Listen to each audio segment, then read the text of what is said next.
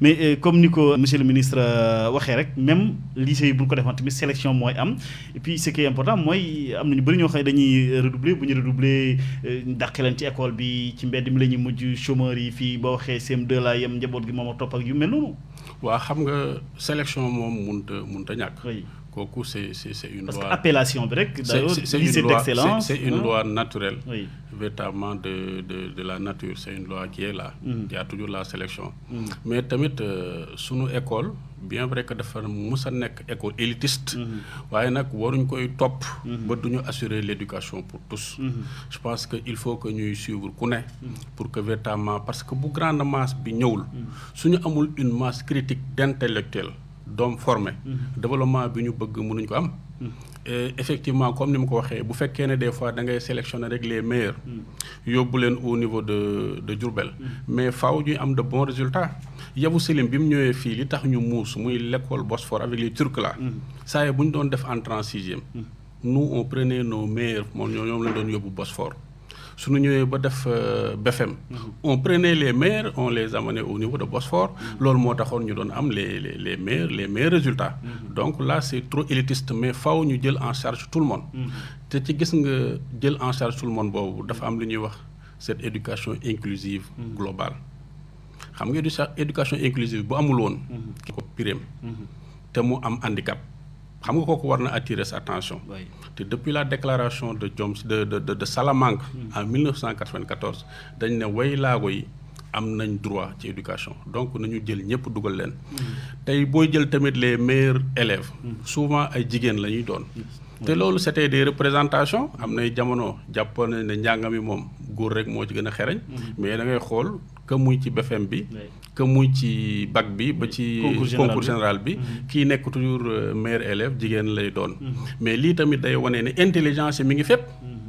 tey ñu ngi fii à Dakar dans des quartiers chics et tout mais ku ne Guédiawaye xaj na sa xel day dem ci la banlieue. mais lu tax xale bi nga xam ne peut-être moo jël paie tey au niveau national dëkk foofu. moo lay wan ni intelligence moom seexluwul kenn. mën na génnee ba Kédougou ñun dans les années 2006 ki nga xam ne moo nekkoon meilleur élève au niveau de Mariama Ba. Kédougou la jóge woon Oumou Djiba Diallo. donc loolu day am. kon nañuy bàyyi xel ci loolu bañ a rek focaliser wu ci cette éducation élitiste. mais xool couche yëpp ku ci nekk nañ la mun a accompagner. loolu tam day firndeel que ni école publique dafa war a baax. ñi nga xam ne ñoo am une très bonne formation. mais ñoom ñooy intervenir dans les écoles publiques. ils ont une bonne formation mais li tax école ba am rëq-rëq. c'est parce que peut-être foofu dañu apaiser wul le climat social. moo tax nit ñi di jël seen doom di leen yóbbu dans les écoles privées. les écoles privées duwul ne enseignants les mieux profilés yi ñoo fa nekk déedéet. souvent ña fay nekk sax du ñu am qualification xaj na tamit ñi nekk ci public bi des fois ñoom ñooy intervenir dans le privé mais di bañ a grève foofu di assurer les cours normalement mais xale bi jógee école publique day firndeel que ni école publique bi véritablement loolu mooy vocation te ñi gën a aay foofu la ñu war a génne. mais li amoon ay at ci ginnaaw moom wax la ko ci Mariama Ba loolu moom gàcce la. parce que bu ñu jëlee les 20 meilleures filles. kenn rek jógee ci école publique mais loolu jafe-jafe la léegi nag ñi ngi koy surveiller chaque fois résultats yi génn dañuy xool score yi jël statistiques yi jël ces données là ventiler leen suivant le public ou suivant le privé mais ñi ngi xool ne même ren xaj na ñi ci public bi ñoom ñoo gën a jiitu mais privé bi daf leen di topp. c'est une réalité parce qu'on a privatisé le système. leneen tamit mën nañ ko def ci beneen jàngat ci biir résultats yi. élèves scientifiques yi xaj na ñoo ëpp prix. te ñoom it danoo ñëw sax. rafler les prix littéraires loolu nag day wane ni que scientifique bi moo ëpp disposition. et toujours man damay joxe exemple ci Souleymane Bachir Diagne. il a un bac scientifique. mais il est devenu un professeur de philosophie. en tout cas professeur ni mu ko waxee professeur littéraire la woon monsieur le ministre littéraire nga woon mais quand même gis nañu ne bu ñu xoolee ba xool mooy tendance bi léegi ak ni ñu ko doon waxee nañu fexe ba xale yu jigéen yi jàng carrément léegi gis nañu ne dafa mel ni dafa renversé wu maanaam xale yu jigéen léegi ñoo ëpp sax li ñuy jiitu ci ñi gën a xarañ. waaw xam nga dañuy évaluer toujours. moytu toujours impression. waaw di évaluer ndax yenn saa yi dinañ gis comme ni nga ko waxee léegi. benn xale bu jóge ci milieu populaire. daal di nekk ci kanam. ñu ne milieu populaire yi kon mën nañ kii mais boo jëloon statistiques yi. dina la won ni du milieu populaire yi ñoo fa ëpp. daf la koy won. mu leer na du milieu populaire yi ñoo fa ëpp. maintenant mu am kenn ku jóge ci milieu populaire parce que am na ay qualités individuelles exceptionnelles. individuelles laa wax de. exceptionnelles mën na am. ngay wax ci filles aussi. c'est la même chose. filles c'est vrai ñuy émerger léegi am nañ parité au niveau du primaire. bon au niveau moyen ñi ngi avancé secondaire ak yooyu. mais boo jëlee l'ensemble du système à tous les niveaux. ba léegi parité bi réglé wul. am na déjà am na combat yu des. dégg nga toujours il faut nga jël statistiques yi. à certains niveaux pour seet ni am na combat yi nga xam ne ñi ngi koy gagné. mais am na lu des. waaw alors en tout cas soññu na ministre am ci lim ci wax nii soññu na ministre bi ñu dénk lépp lu jëm ci njàng mu koy mi ak njàng mu digg doom mi ne lii sas naa leen ci ngeen jëmmal ko pour au moins lii moom lycée d'excellence yeeg école préparatoire yi mu nekk lu jëm. waaw xam nga il faut ñu respecter président de la république. oui mais respect bi ñu ko jox itam. terewul que option de politique éducative. kenn du ko jëlee noonu. option de politique éducative da ngay def analyse profonde des données bala ngaa ni nañ def lii mbaa nañ def laa. te nga yaakaar réfléchir aussi xalaatuñ ci. dama ni. li ma wax lu leer la. oui option éducative ci analyse de données yu leer nga ko war a defee. boo ko établir ba pare nga soog a wax ni. jël naa bi option mbaa jël naa bëri option mais nañu moytu ci tàngaayu ay événement rek di wax ne nañ def lii nañ def lii parce que loolu yàq na lu bari aussi ci éducation bi. voilà pour yow décision bi ak ñi mu soññee ministre bi est-ce que war ñu mën a am yaakaar ne danañ ko jëmmal. waaw dina ko jëmmal xam nga des fois bu dee décision politique. moom rek pour defar politique am. parce que moom peut-être ay ordre lay joxe ak des instructions. dëgg la moom li mu wax nii dafa am solo. maanaam dafay poser ay balises dafay alerter. mënuñu rek jël une décision hâtive comme ça ne nañu ko def. je pense que am na lu mu laaj am na réflexion bu mu laaj ak analyse bu mu laaj. loolu moo tax xam naa ni comme ni ma ko waxee ci concertation yi déjà joxe woon nañu recommandation xaj nañu bañ ko fulaal bañ ko faydaal PSE bi tamit muy seen. kii waaw mu nekk vraiment benn pôle de référence ci lépp loo xam ne da nga koy def en matière politique ou de développement posé woon ko tamit bon yenn événement yi ñëw tamit véritablement tax ñu bëgg ko def yaakaar nañ ni dinañ ko def mais li mu wax nii am na solo nañu def attention ci lu bëree bëri mais nag booy jël suñu système éducatif daam d'une manière générale bien vrai que ñun ñu diagnostiqué nañu ko def une analyse froide wax les mots bañ ko raay-raayal parce que mbir boo ko bëggee saafara faaw nga wax problème yi. malgré tout ça nañu reconnaître aussi que ni y a des efforts ren boo xoolee les résultats gis nga ne efforts yi ñuy commencé am te efforts yooyu. efforts yi ndax dañ koy natt ci résultats yi. waaw en général nag résultat rek la ñu am mooy suñu baromètre pour classer les écoles pour classer d'abord les classes d'abord les écoles plus maintenant les IEF et les IA boo jëlee tey aujourd'hui le seul baromètre bon. pour classer les académies ce sont les résultats au CFE bon évolution yooyu ñu ngi koy gis tey moom rek la ñu am loo xam ne mën nañ ko yëkkati pour wax ne y a des avancées te avancées yi li koy waral tey muy am ba 2022 luñ doon def la peut-être depuis 2012 jëloon nañ option que ni dootuñu recruter koo xam ne brevet rek la am nay am bac te ensuite référentiel de formation bi dans les écoles de formation des instituteurs au lieu muy nekk 45 jours wala 6 mois nañ koy étaler sur une année yooyu nag mooy commencer di indi des résultats tey boo xoolee taux yi nga xam ne am nañ ko en 2022 xam nga bac ay 45% lañ doon am ay 32% bu ñu daanoo ba daanoo te loolu baaxul parce que dans un pays développé le taux normal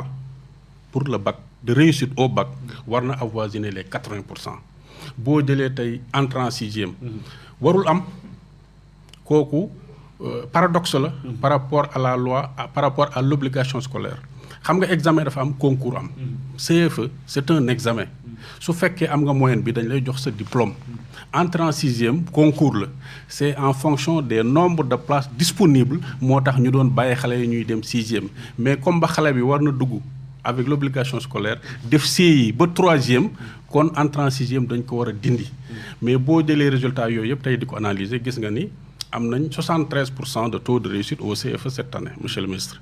mais ci 73% yooyu c'est une moyenne nationale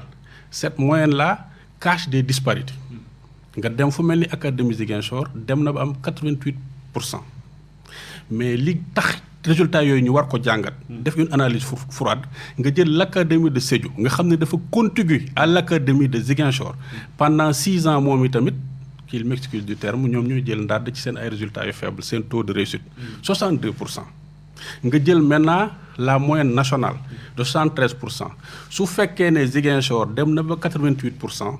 te Ziguinchor waroon na ñëw 73%. problème évaluation am na fa mën na am des cas de réussite abusive su fekkee ne académie de Sédhiou nga xam ne dafa contigu à l'académie de Ziguinchor pendant 6 ans par rapport à la moyenne nationale de 73 mi ngi 62% te waroon na ñëw 73%. il y a des cas véritablement d'échec abusif fële réussite abusive mën na fa am fii échec abusif mën na fi am kon bien vrai que am na ay évolutions yoo xam ñu ngi koy def bu ñu nekk dans l'euphorie nañu toog def une analyse profonde de ces statistiques là xool lan la war a wane. parce que boo jëlee Ziguinchor par rapport au nombre d'écoles su fekkee benn la ak Sédhiou par rapport à l'environnement scolaire des écoles bu fekkee benn la ak Sédhiou boo jëlee structure écoles yi mu nekk ay classes spéciales wala mu nekk ay classes multigrades par rapport à Ziguinchor et par rapport à Sédhiou nga jël les professeurs les maîtres qui interviennent là-bas am les mêmes profils su ñuy amee 88% ñii am 62% problème am na nañu xoolaat suñu évaluation bañ a moytu ce qu'on appelle les échecs abusifs et les réussites abusives am nañ problème d'évaluation dans ce pays-là nga jël bac bi def nañu ay progrès cette année on est pratiquement à 52% nga jël aussi BFM pratiquement on est à 70% de réussite 70-73 donc il y a des efforts taux yooyu daawuñu ko am bu fekkee nag dañu bëgg am une réussite globale bañ a nekk vraiment un système élitiste ñëpp war a mën a réussir faaw ñuy def effort yooyu mais nag ci biir examen yooyu yëpp am na ci boo xam ne war nañ ko mën a pointer du doigt muy le BFM le BFM c'est un diplôme inutile waxuma ci évaluation parce que évaluation moom nit ki war nga koy natt inutile tey ban concours nga fiy dégg ñu ne BFM bien vrai que tey suñu nomenclature bi nga xam ne moo am au niveau de la fonction publique dañu wax kii brevet lañ ko jëlee mu am indice bu muy dugg am fu muy dugg corps bu muy dugg waaye le diplôme inutile ensuite c'est l'examen le plus mal organisé et mieux c'est l'examen le plus coûteux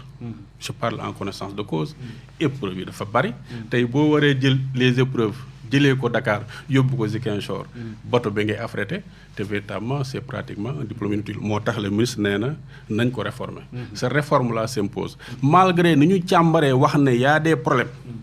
on reconnaît aussi que véritablement il y a des efforts sunu système mi ngi dem te tamit fi nga xam ne fa la ñuy évaluer tey notre système soo jëlee benn dictée bu mel ni PGL muy Paul Guérin-Lajoie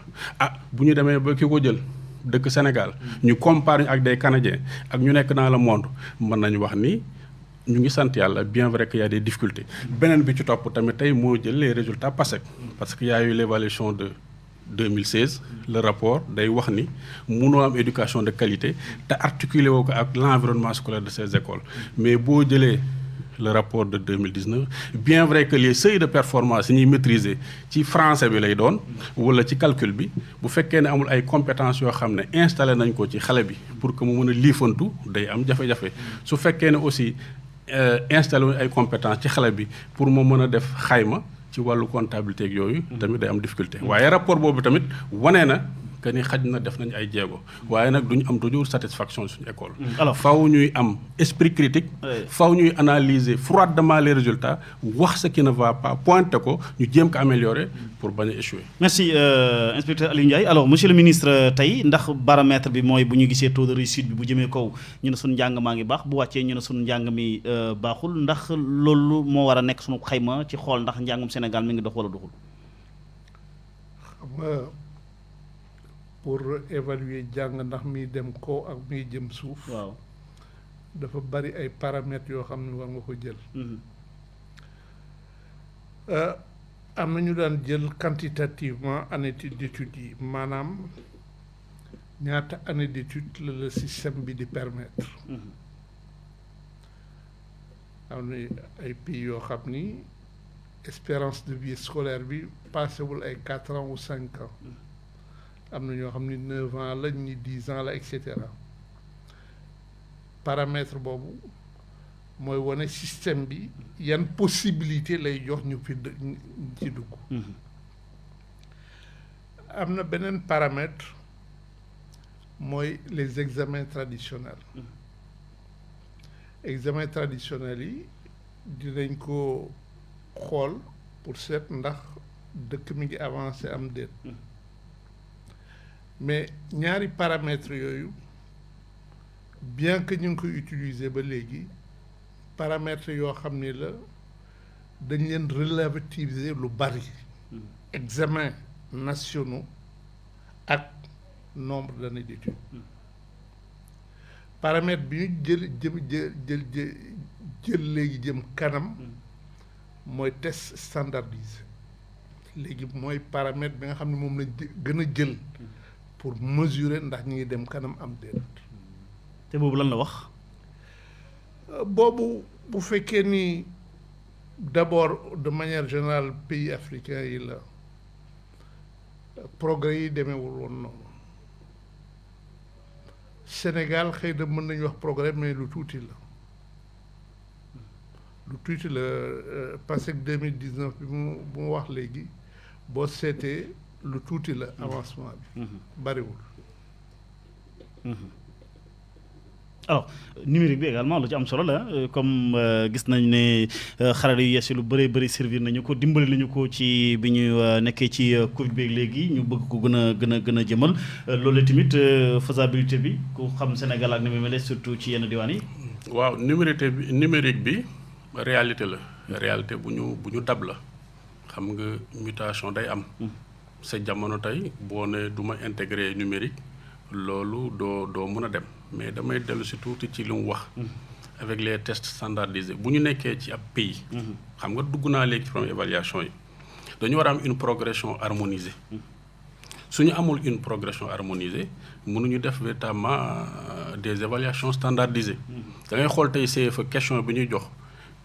nga dëkk Kédougou nga dëkk Dakar a ci yam c'est véritablement une évaluation nationale. kon véritablement les progressions faw ñu koy harmoniser. bu ko defee bu ñu demee ba ci évaluation yi mu mën a bañ a am ay jafe-jafe. j'ai vu quelqu'un qui également mu ne daanaka léegi devoir yi sax ñoom ñoo gën a sérieux les examens là. bien sûr parce que ci biir devoir yooyu bu fekkee dañu instaurer cette progression harmonisée.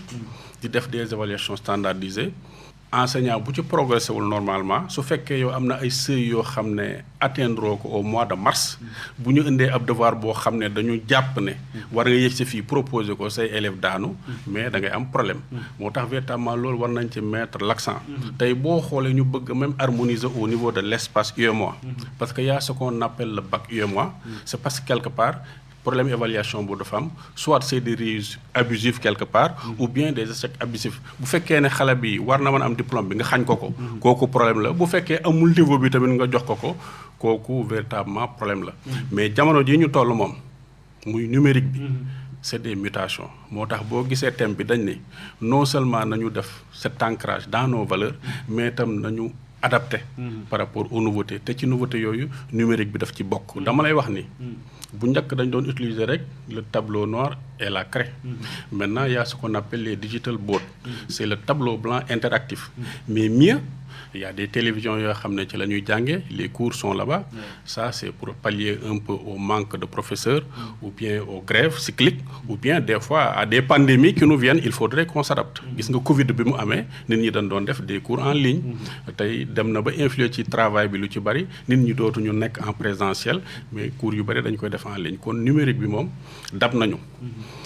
Mënu ma wax ne nag priorité lay doon xam nga kon tout est priorité waaye bu lépp des priorités defal benn échelle de priorité nga xool ne lii mooy nekk ci kaw lii ñëw topp ci lii ñëw topp ci man bañu ma numérique waaye tamit les abris provisoires nañ ko résorber xam nga yooyu ay jafe-jafe la. Au niveau du ministère ils ont fait véritablement beaucoup d'efforts. Li Ablaye Wade di wax inspecteur d'académie bu Kaffrine sa mbokku daara bi nee na ma inspecteur ma ne ko naa mu ne ma numérique bi moom léegi saf na sap système éducatif bi waaye nag même numérique boobu nañ ko càmbar xool parce que bu ñu revisiter les courants pédagogiques am cette théorie maturationniste am cette théorie constructiviste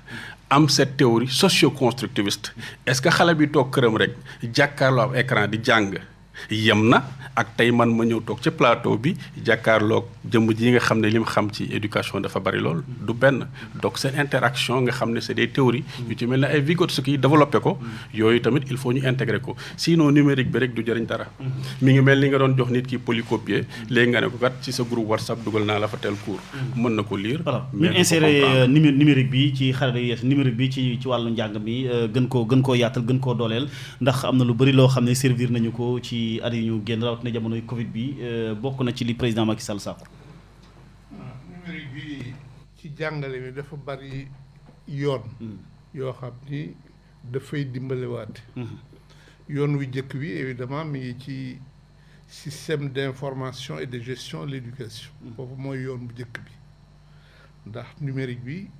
li muy joxe aujourd'hui permettre ñu éclairer système éducatif yi nga am données yi à temps.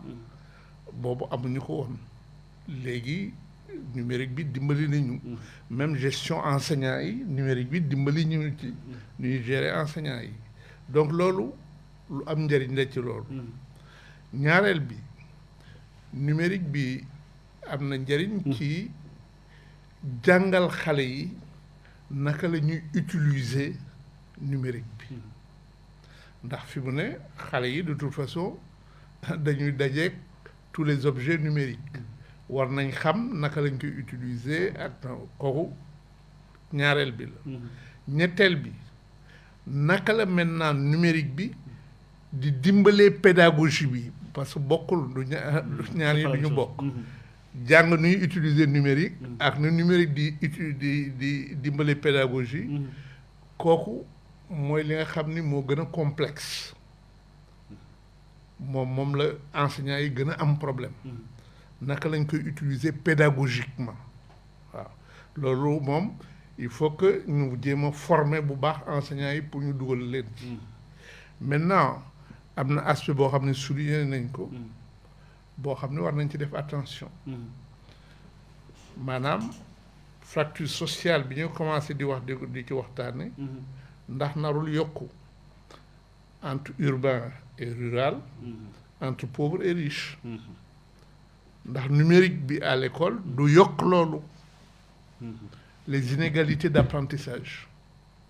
waaw loolu aussi mi ngi ci biir. Je repose la question à inspecteur waaw 2019 bi Covid bi ñëwee pratiquement ñoom ñëpp ñu lafu bañ a wax ci mbir mi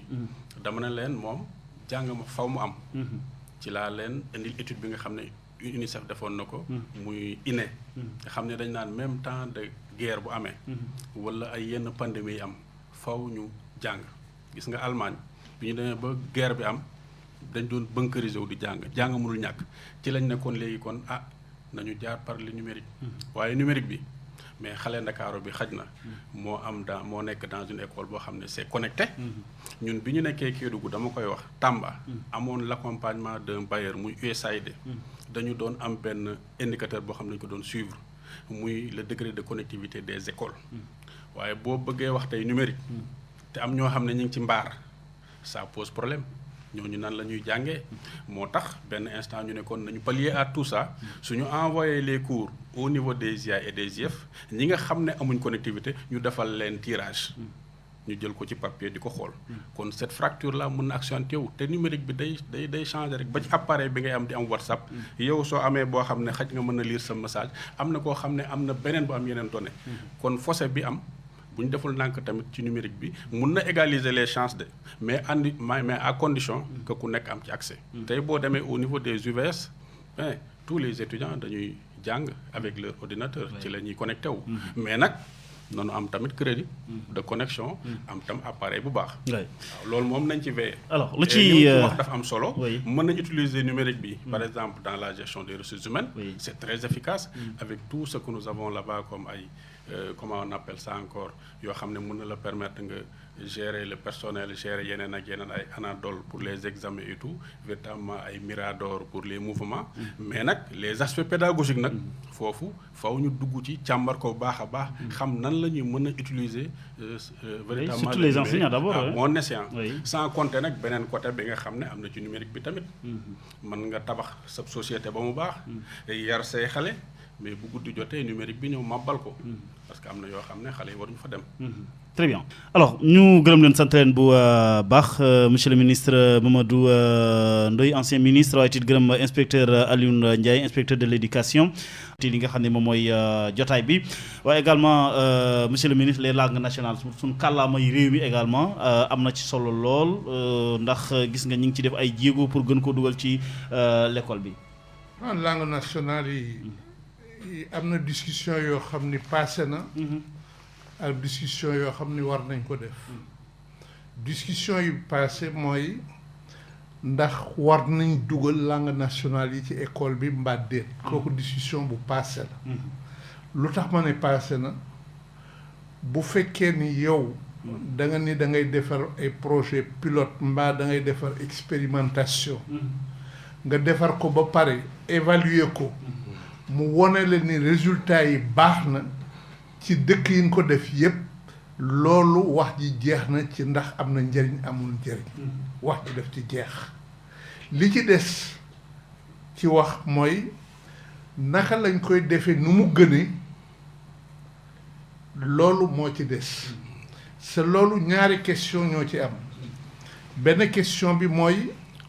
bu fekkee ni da nga am benn innovation ci école nga dugal ko def ko ay ataki at def ay évaluation yu jeexul yooyu yëpp won na ni moo gënoon li fi nekkoon mais loolu quand même en tant que gouvernement li ci des mooy nga jël décision généralisée ko loolu nag mooy problème non seulement Sénégal mais mooy problème mu pays africain yu bari ñoom ñëpp def nañ expérimentation def nañ évaluation mu baax wante léegi généraliser ko bëgguñu ci dugg dañuy continuer bu expérimentation bi taxawee ñu defaat beneen expérimentation loolu nag war nañ ko dakkal jël décision yi ñu war a jël pour mu jëm kanam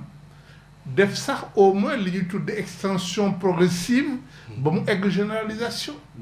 mais toog benn place moom loolu kenn waratu ko defati ñaareel bi nga xam ni war nañ ko discuter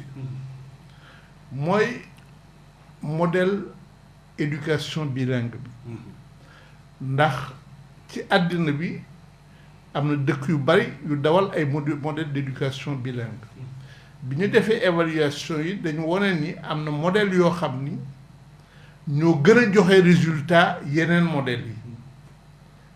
sa modèle yi gën a joxe résultat xam nañ lu tax mu gën a joxe résultat mooy modèle yi nga xam ni sortie langue nationale bi langue première u élève bi day nekk sortie tardive modèle boobu moo gën di nga am entrée précoce langue seconde bi et di nga am sortie tardive langue première bi ñaar yooyu daf lay jox ñaari avantage benn avantage bi mooy langue seconde bi bala moo devenir langue d'enseignement xale bi maîtriser na ko ba pare daf ko maîtriser nga soog a passer moom langue d'enseignement deuxième di résultat bi ñu ci gis bu baax mooy élève bi ci première langue am bi comme sortie tardive la jàng na ci non seulement lecture écriture calcul ak yooyu day tax li tubaab di wooye compréhension conceptuelle ak abstraction daf koy def ci langue am mën ko transférer après ci langue seconde bi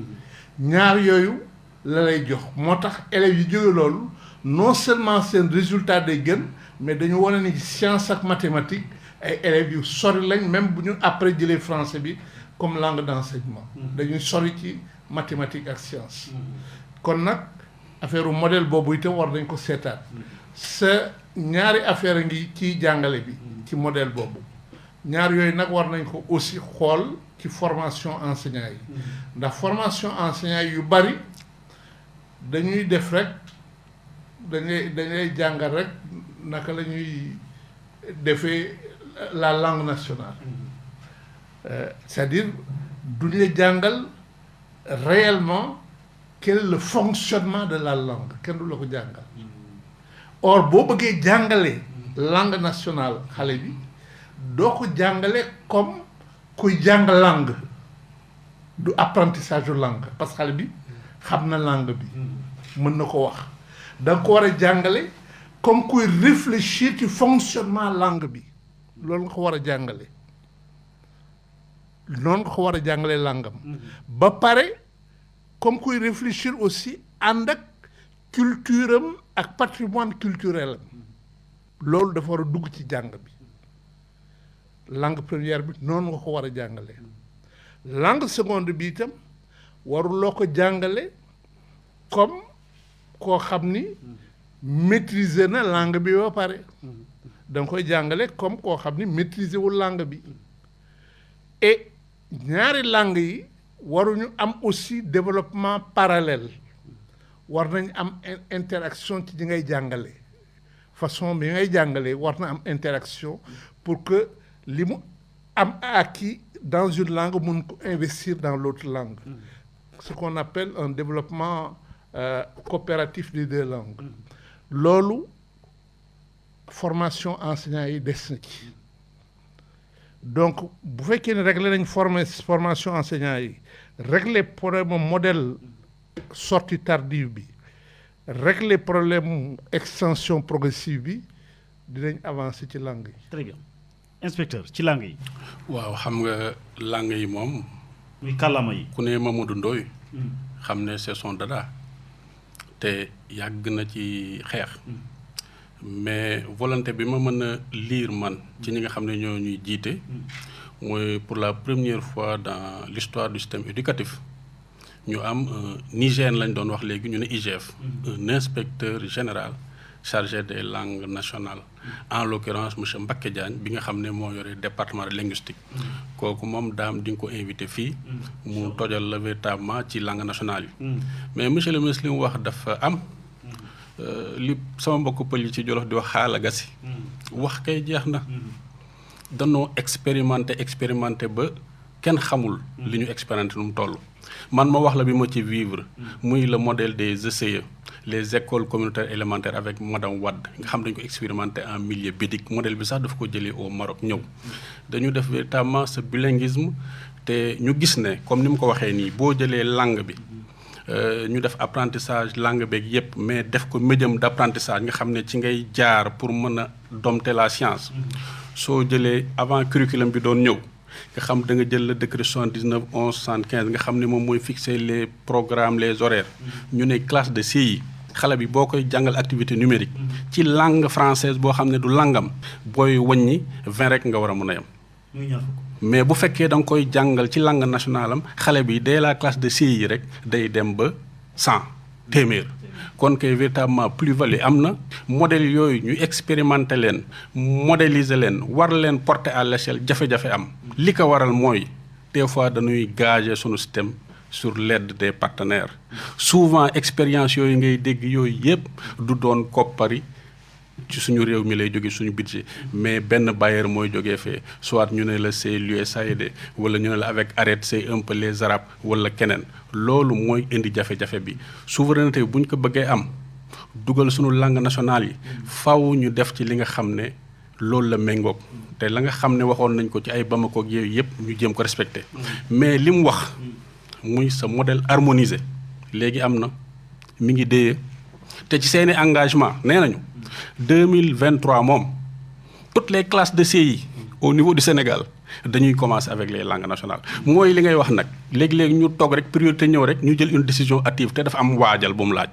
xale yi ci seen du moins enseignants yi ci seen formation initiale waroon nañ leen wax mbir mi nan lay demee parce que boo démarré bugg a def bilinguisme avec un taux dégressif commencé CICP def 100% avec la langue nationale ñëw ba ci deuxième étape bi dugal par exemple français bi léeg-léeg nga am léegi 75% yaa ngi dem ci dégressif ñëw ba 50% dem 25% ba nga xam ne xale bi buy génn léegi CM2 rek non seulement lim jàng ci langue nationale am la nga xam ne def na ay saut waaye maîtriser na tamit cette langue seconde ce bilinguisme là il faut que ñu dans la formation initiale ñu tàggat ci jàngalekat yi waaye tamit ñi nga xam ne ñoo nekk sur le terrain avec des formations continues mais bu ñu tabee rek ne 2022 2023 wala 2023 2024 sur toutes les classes au niveau du Sénégal on démarre avec les langues nationales te waajaluñu defuñ ca moyen ca war xaaruñ appui bu jógee ci USAID wala bu jógee ci les français là parce que programme yu bari am nañ ko fi am nañ fi Rama am nañ fi Elan ak yeneen yu bari def nañ ko expérimenté ko ba xam nañ ni baax na mais souvent xaalis ba da doon jógee ci bailleur nañ jël budget bu doy alloué ko à ce secteur là def une réflexion profonde bien vrai que def nañ ci ay jéego parce que ce modèle harmonisé existe au niveau de la direction de l'enseignement élémentaire am na sax ñu ne préscolaire dañ ko fay def mais préscolaire ñoom teel nañ ci dugg dañ ne woon xale bi moom loi la boo koy jàngal petite section ba moyenne section moom tu n'utilises que la langue nationale boo ñëwee nag ba grande section ci ngay commencer dugal cette langue seconde là muy cette langue officielle waaye nag bu ñu fàtte que am na loo xam ne problème la mais du problème dans tous les pays du monde même tey ñun soo boo demee ba suñu jolof gële ñii dañuy wax wolof ñii di wax pulaar ñii di wax séeréer ñii di wax naar danañ poser nag ne waaw léegi kon ci ban langue la ñuy jàngale soo demee tey fu mel ni Casamance nga xam ne j'ai fait la Casamance j'ai enseigné au niveau du préscolaire mais dama doon préparer di enseigner en Joola parce que damay dem laaj traduction beeg yépp ñëw jàngale ko parce que jàngale nag moom les moments là ak les séquences significatives foo dem quelle que soit langue bi ngay jàngale loolu dafay am que ce soit l'introduction avec l'amorce de la leçon corps de séance beeg fu ngay évaluer yooyu mënut a ñàkk ci mu jàngale c'est la démarche pédagogique médium bi ngay utiliser nag mooy indi jafe-jafe bi mais bu ma ñëwee ci kàllaam bi nga xam ne moom nga nàmp mais day yomb pour ma jàngal la alors monsieur le ministre waxtu wi jeex na mais naka la ñu mën a def rek ba suñu programme bi wala ak sunu njàng mi ñu gën koo méngaleeg li nga xam ne mooy suñu xarbaax di suñu valeur nga xam ne bu boobaa ñooy doxal suñu programme mais du programme boo xam ne dañu koy jéggaane fenn. waaw li mu wax ci financement bi il faut que aussi sunu gouvernement yi xam lan mooy problème mu financement bi parce que financement bi dañ koy utiliser souvent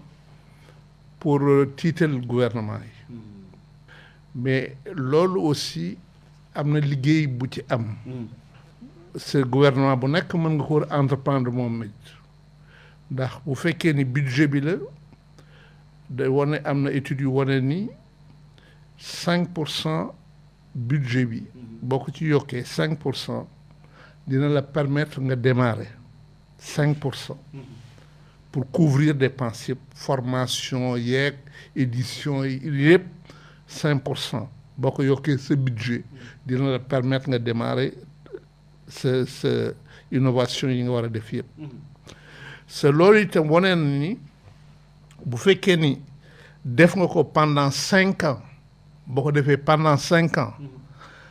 fu élève doon coûter 100 francs élève bi 75 francs lay coûter fu élève doon coûter 100 francs boo defee 5 ans yi ba mu mat élève 75 francs lay coûter donc finalement da lay indil économie dépense de départ di nga ko am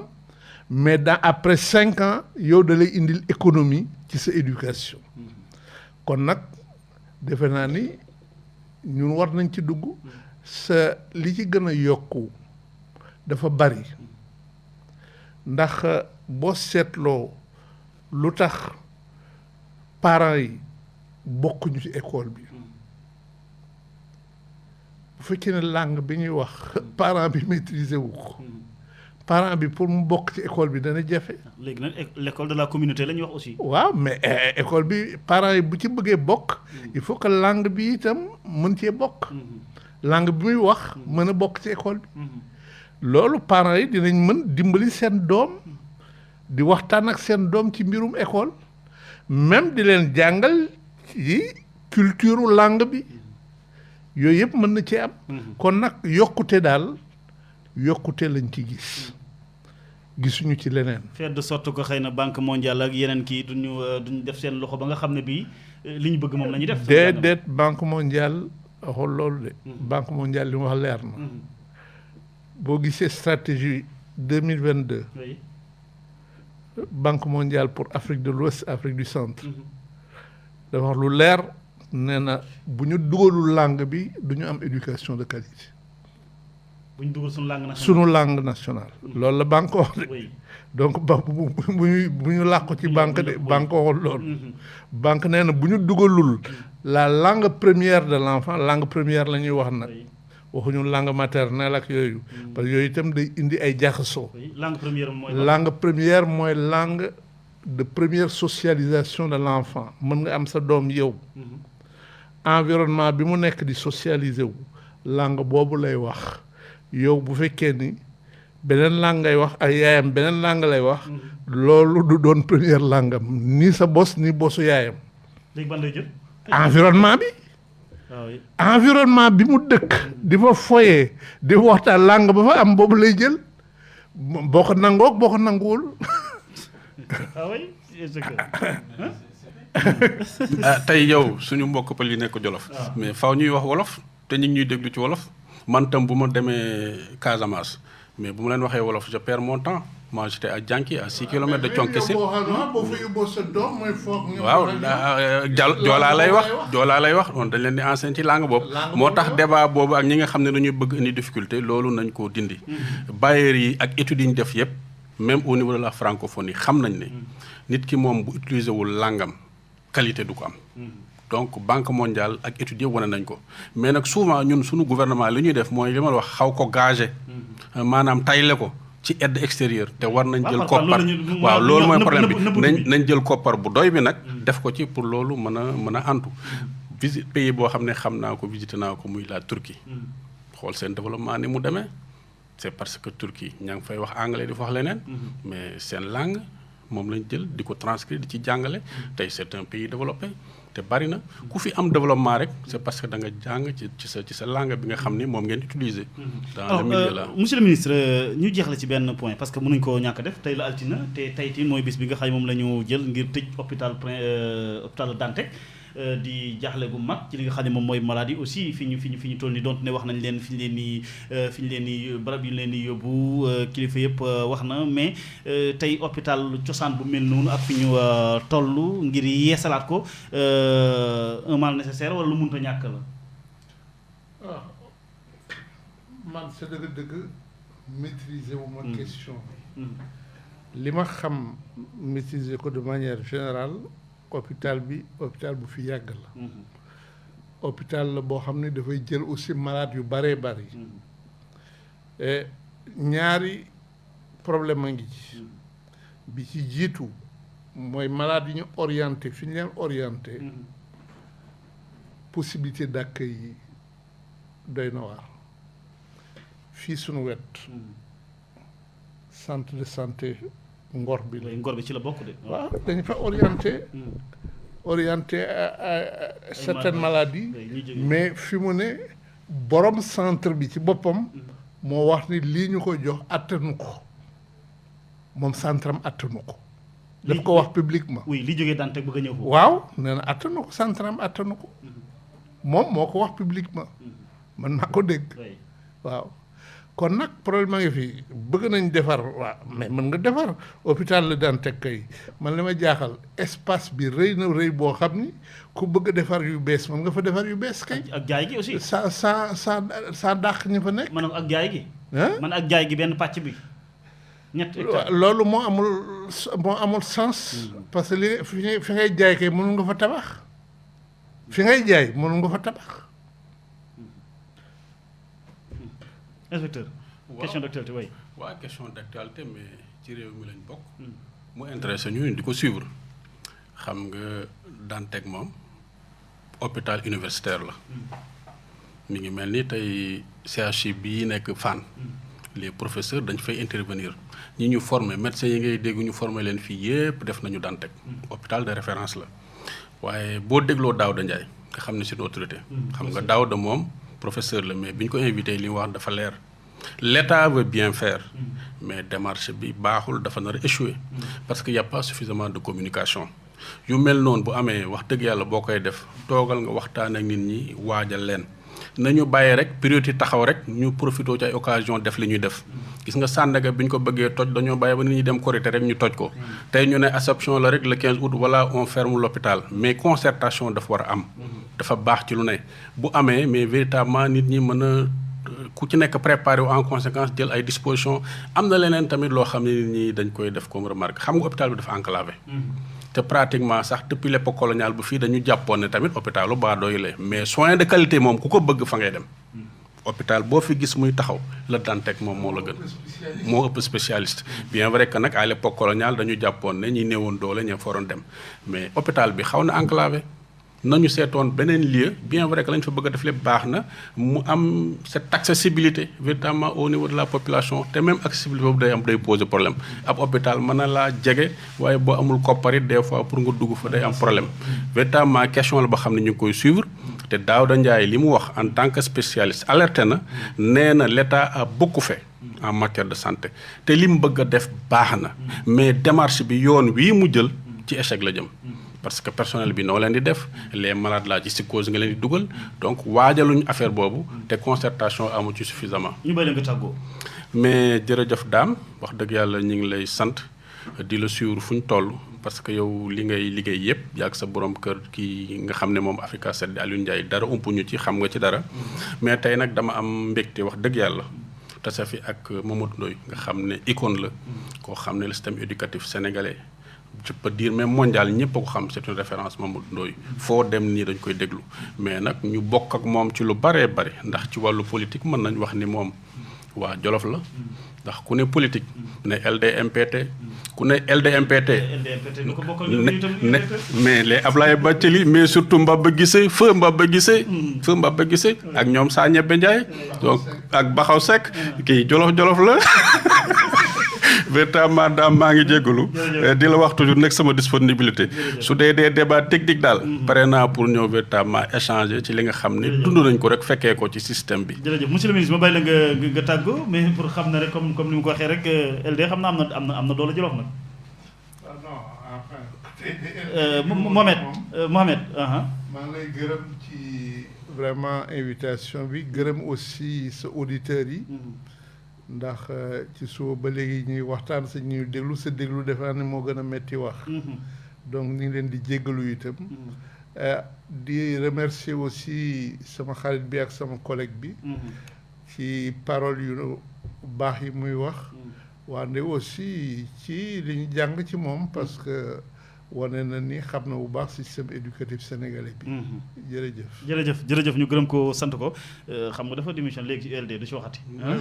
waaw c'est de l'histoire dama ko doon tooñ rek. waaw jërëjëf en tout cas ñu gërëm ko sant ko baax Mamadou Ndoye ancien ministre de l'alphabétisation des langues nationales nekk côté de l'éducation ñoo amoon mbégte lool dalal ko tey ci seen waxtaan wi inspecteur Aliou Ndiaye également inspecteur de l'éducation moom itam ñu ngi koy gërëm di ko sant baax am mbégte lool ci teewaayam gërëm bu baax ñi nga xam ne ñu doon déglu ak doon ñu seetaan jéggalu baax na ci ñi ñu jëlul parce que ñi ngi ñu doon wax téléphone mi